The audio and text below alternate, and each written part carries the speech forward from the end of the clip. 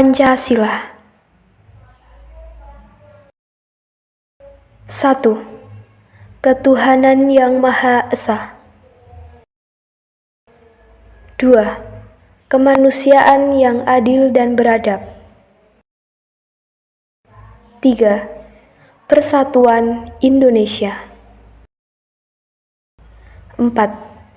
Kerakyatan yang dipimpin oleh hikmat kebijaksanaan dalam permusyawaratan perwakilan. 5. Keadilan sosial bagi seluruh rakyat Indonesia.